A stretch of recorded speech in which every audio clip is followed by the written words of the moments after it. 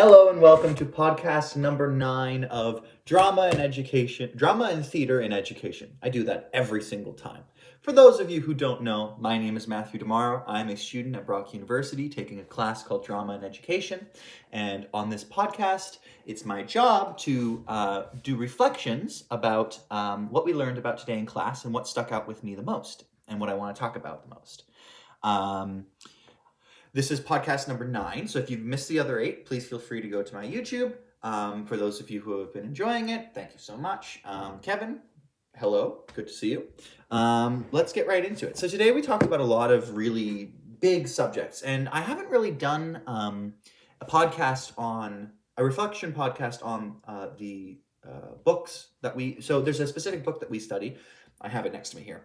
That talks about exactly what I talk about, drama and theater and education. And it's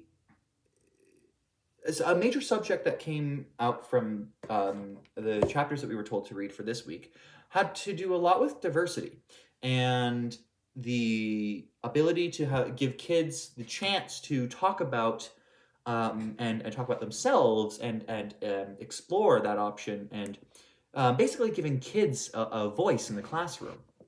And we talked about this a lot in class, but I wanted to delve deeper into it because I feel that something that we're really lacking and something that teachers can really do better on is providing a safe environment where kids are able to share about themselves, their interests and maybe their weaknesses and stuff like that.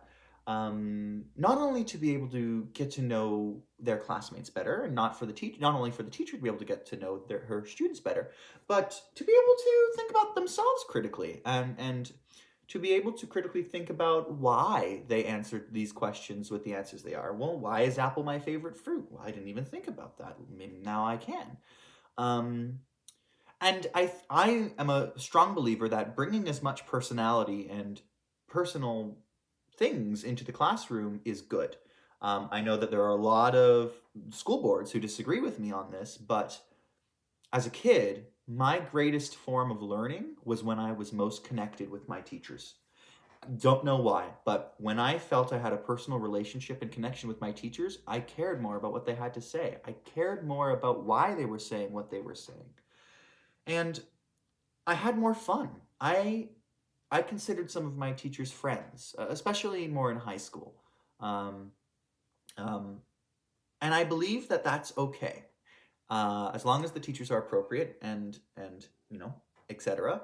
I see no issue with allowing students to be open with their teachers and superiors in an educational sense at school. I think that the diversity subject is something that we really need to talk about more in class. When I was growing up, diversity was the kind of thing where it's like you don't talk about it. It's just you are who you are and you're in the classroom. It was less about joy and acceptance, more about I don't see color kind of thing. And while I can understand that for a time that was deemed as the appropriate response, I've always believed that we should not try and ignore our differences, but embrace our differences. And I think that that's something that's very common in the practice of theater. So many characters and so many plays have to do with how characters interact with one another and why they fight, why they love each other. All of these things are subjects of diversity. We are all different people. I don't have the same story as a black man or a black woman. Just as I don't have the same story as an Irish person. I'm Scottish. And that's worldwide. Like this is something that we can use to beat our ignorance. I'm a firm believer that improv games and these reflectionatory games and giving the students the voices, this is the prime time to be breaking those ignorant thought processes, because racism isn't inherent, it's taught. And if a parent won't unteach these things, then I do believe it is the responsibility of an educator or teacher to provide the other side of that story, because they're being force-fed lies. Now, I understand, for Kevin watching, I understand that it's much more confusing than that. There's much more logistics and legal issues, and I do understand that. But I'm a firm believer that these games are more than just an entry point. I believe that these games can be used, actually used, to grow our acceptance of one another, to learn more about one another. And the only way to beat that ignorance of diversity is to learn, is to practice, is to learn to love. Um, when I was a kid, I didn't see a difference between black, white, Asian, etc. Because I was taught that we're all the same. And I do believe that we should all be seen as equals. Of course, there's never been a doubt in my mind about that. But I also don't see a need to crush people's differences. I think that a main example is one of my very good friends when I was growing up was an Asian gentleman, and he always brought these incredible meals to class, and the teacher would often, and another kid in the class commented about how his meals are different, and the teacher in the class very quickly piped up and said, "No, they're the exact same. Don't think otherwise." And looking back at that, I can see what she was trying to do. She was trying to make sure that this kid didn't get bullied for his meals. Absolutely understand that and respect it. But I think that what we were reading about and talking about today is maybe that isn't the right way to go about it. Maybe the right way to go about it is to talk about what in the meal is different and how cool that is and why it's different. And while while you might be thinking that these are very complex ideas for kids to be able to understand, I don't think they are. I think that kids are smarter than we give them credit for. And if you explained properly, or got the kid himself to explain, if my friend explained to me why maybe the meal was viewed as different, I think I would have gotten more out of that experience, out of that activity, because that is an activity, than if the teacher just shut him down. Now, of course, there's caveats to this, because what if students are doing it as a negative? What if students are pretending to care about the differences and merely just picking on them? Of course, things can go wrong in this scenario, but I think it's important to try. I think it's important to develop, not just through improv games and activities, but develop an educational system that is more personal, that is built based off of more in-person learning, more breaking that ignorance in the classroom.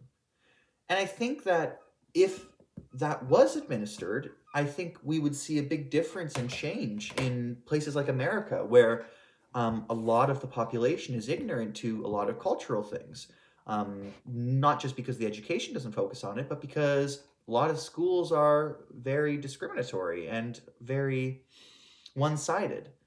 And I think that there's a healthier and more positive way. And I think starting with these improv games and these activities that were mentioned in the book would be a real start to showing kids that we are all the same, but we're not. We have differences, but that's not a bad thing. That's an amazing thing. That's what makes the world so fun. And for those of you who disagree with me, please leave in the comments your thoughts, because I'd love to hear your thoughts about it. Because of course this is just my personal opinion. I can't say that it would work for surety. I can say it would work for me, but I'm not every student in the world. I'm just one. So I think that recognition that it wouldn't work in all circumstances is very important, but I think a trial period would be really interesting. And I would start with younger kids because they're more impressionable. And I think they're the ones that we misunderstand the most, because we see them as they won't understand. But I think that if you sat a kid down and explained the differences between the lunches and why that's so cool, I think they would find that cool. At least I would find that cool. And we talked about how diversity in the classroom has to be handled. You can't just do nothing.